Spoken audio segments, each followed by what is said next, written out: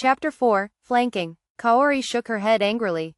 Something was up? The 47th had relieved her own squadron somewhat early, and now on her return to the Themistocles, the 13th, 14th, and 43rd zoomed towards her, dead on course for her prior position. Her keen knowledge of strategic flight procedures hinted to Kaori that at least one of the three outbound squadrons was going to scout on ahead past the scanner shuttles.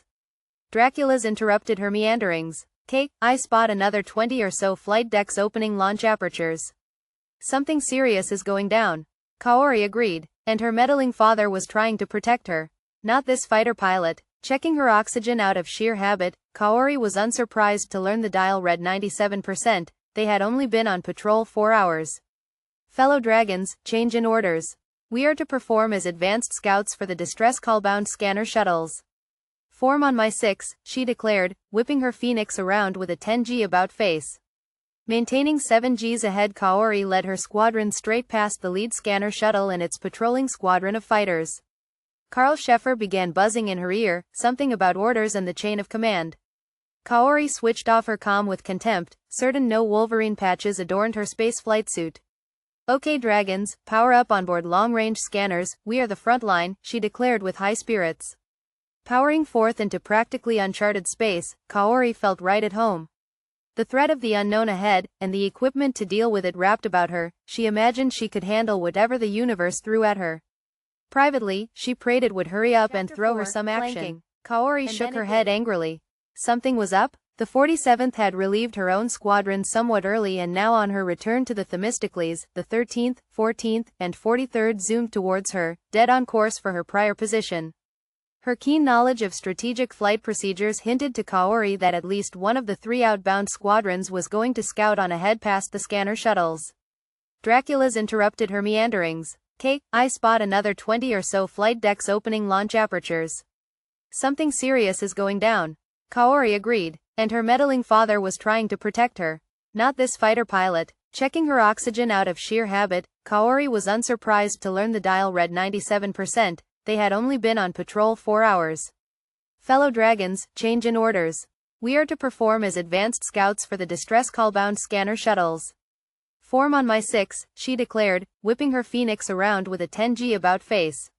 Maintaining 7Gs ahead, Kaori led her squadron straight past the lead scanner shuttle and its patrolling squadron of fighters. Karl Sheffer began buzzing in her ear, something about orders and the chain of command. Kaori switched off her comm with contempt, certain no Wolverine patches adorned her spaceflight suit.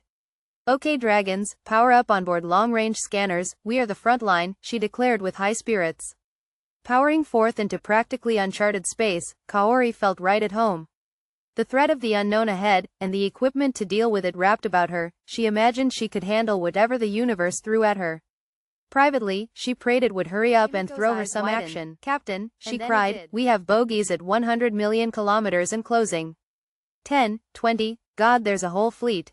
Sir, the 22nd is going to plow straight into them. Run any diagnostic analysis you can, Kim, Captain Stone commanded. Joan, get me in touch with my daughter, I don't care how you do it. Noelle, I want all section squadrons in my sky ASAP. Form a perimeter at 20 million, axial to the enemy fleet's movement. Link battlesphere's outer limit to the enemy fleet. Lock missiles and heavy guns at approaching bogies, stand by to fire. Captain Stone rattled off several more orders before taking a moment to sit back in his chair. He had his battle, but his very own daughter was on the front line. Lord in heaven, one had to be careful what they wished for. Instead of the excitement he had always anticipated, he sat at the cusp of battle a nervous wreck. The idea of losing Kaori was too unbearable to consider. He felt like running down to the flight deck, commandeering a fighter, and rushing out to his only child's aid. Joan, patch me into the 47th, he ordered. Karl, break off from the scanner shuttle. Search and support the 22nd, take the 13th with you. Expect heavy opposition, there's an unknown fleet out there, most likely hostile. Noelle, form a 10-squadron wing to follow Karl as a second wave, just in case the unknown fleet turns hostile and proves to be susceptible to destruction by fighters alone. Oh, and give Dixon an alternate escort, I don't care who. Checking the battle sphere, Captain Stone was pleased to see the enemy fleet was already being plotted at an outer edge. Manipulating the controls on his armrest, he patched himself to the battle sphere. Officer, Gerard, magnify the enemy fleet would you? Let's have ourselves a look at what we're dealing with. Gerard keyed in his instructions on his holoscreen, slightly adjusting the battlesphere parameters.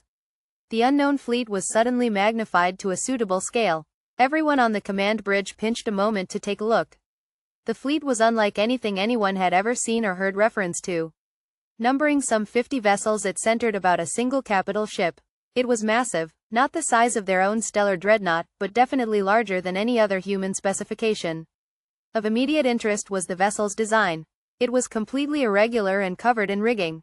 It resembled an ancient sail ship of sorts, where the sails were giant solar panels. The hull was a central series of massive geometric shapes, some of which were rotating, and the rigging was a spidery web of gigantic steel cables. It was definitely large enough to be housing fighters, though its massive destroyer-sized escort suggested it needed few. No exhaust system was visible, though the vehicle was likely coasting through space, using its rotational chambers for gravity rather than the extravagant systems the Themistocles employed. "What the bloody hell?" remarked Noel. Indeed, he seemed to voice the collective thoughts of the entire command bridge. Frenzied conversation broke out across the entire chamber. Captain Stone reached for the bar fridge he had installed beneath his seat. Retrieving a can of Coke, he popped it, leant back and took a generous swig. In thousands of years of human space exploration, never had an intelligent alien life form been encountered. It seemed he was about to encounter one, complete with a prodigious capability to do off-world war. "Joan, get me a line to Earth." Joan immediately tapped into the split-particle resonance chamber. Though most communications were still done with either good old-fashioned radio waves or laser code, vox casting across the stars required a key example of the human race's most curious techno-wizardry. Once its genius was uncovered. Split a particle in two, house each half in its own chamber. Separate the two chambers as far you like and manipulate the split particle within just one of them. Then witness exact and instantaneous mimicry of the manipulated split particle by the split particle within the other chamber. Integrating the phenomenon into a serviceable military communication system was actually the tricky part. The Themistocles, like any other warship, contained exactly 3 resonance chambers for communication. As such, it could either communicate with Gaia, its planet of origin, or with its sister ship. If the resonance chamber on either end of these communications lines was damaged, then that communication line ceased. Not very likely considering how much steel housed such chambers. As Joan finished up making the necessary adjustments, she wondered if her sexy captain had any idea just how centralized warship communications were. Only Earth could coordinate the entire Gaia fleet effectively. All distant warships spoke to each other via relay through Earth. Gaia Command was in effect a universal operating board. "Captain," she whispered, "you're through." Gaia Command receiving. Captain of the Europa 4 Stellar Dreadnought Themistocles, Captain Leonidas Stone transmitting. Vice Admiral John Phillips, proceed Captain. Captain Stone outlined the exact situation his command found themselves in. Within seconds, most of Gaia High Command had been assembled. Receiving the age-old instruction to not engage until further notice, Leonidas took the time to casually down the rest of his Coke. Looking across to the battle sphere, it looked like his unreachable daughter was about to engage the enemy. "Check your scanner at 10 million. There's a fleet." "Holy shit, you're right," he gasped, "and they're doing .16 light speed, LS-16, towards us. Time's gonna dilate like a motherfucker. Adjust LADARs to cope?"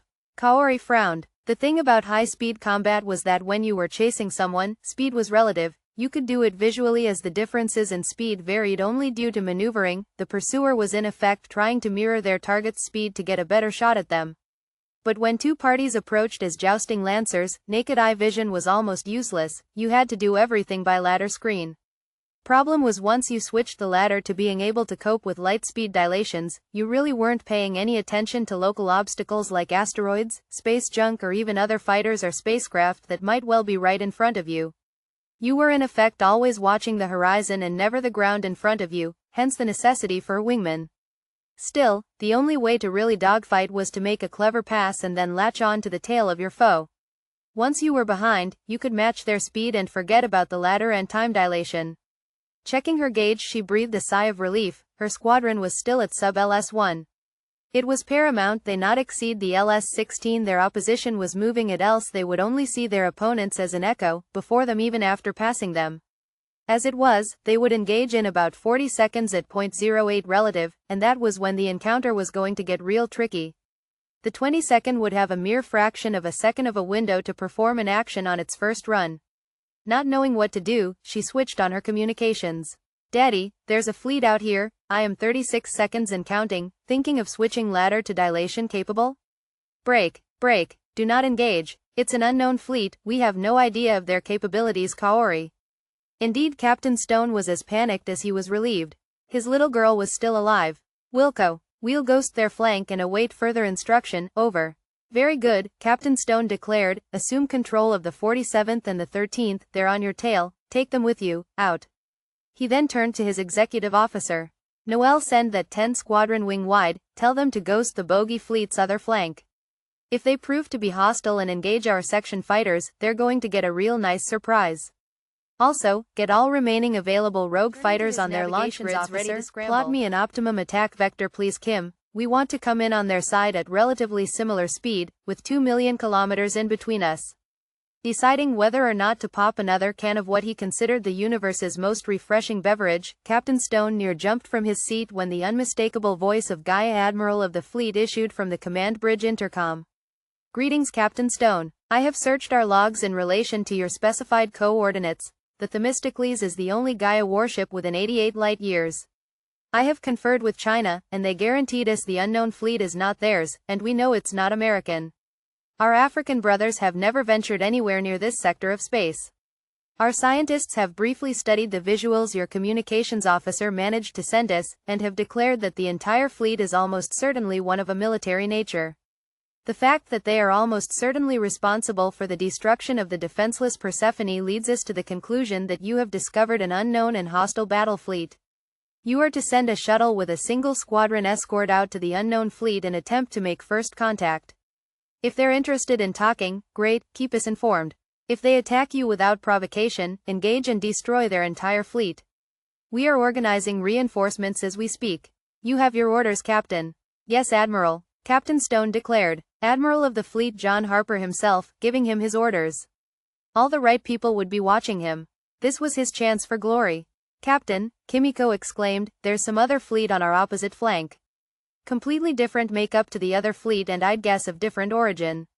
Single quote, Admiral, Captain Stone guffawed, did you hear that? This situation is escalating out of all control. Advise. Captain Stone's mind raced. He was caught in the middle of two alien fleets of unknown temperament. Before he could even formulate a constructive thought, the Admiral of the fleet either stumbled into the middle of an alien battlefield, or are being hunted by an obviously hostile coalition of alien forces. Either would suggest a similar course of action. Attempt to avoid contact. If impossible, you are not to fire the first shot, however, if fired upon, retaliate with maximum force. GAIA's organizing a destroyer fleet in support, will keep you posted. Godspeed, Captain. In the next frantic minutes the Themistocles and her crew performed as only a well-drilled stellar dreadnought crew could, perfectly. Both unknown fleets were about to be engaged, each ghosted by 20 undetected rogue fighter squadrons. The Themistocles had maneuvered to a position from where it could engage both unknown fleets from a single flank, and was ready to do so. The entire command bridge was baffled as to how they had remained undetected. Noel advised it was probable the unknown fleets were too busy worrying about each other. Captain Stone soon found himself staring at Kimiko's fine Asian features, her wonderful almond-shaped eyes in particular, reminding him of his estranged wife. Yin, like all Chinese, was loyal to China. Though they spent several wonderful years together, she had inevitably chosen her nation over him.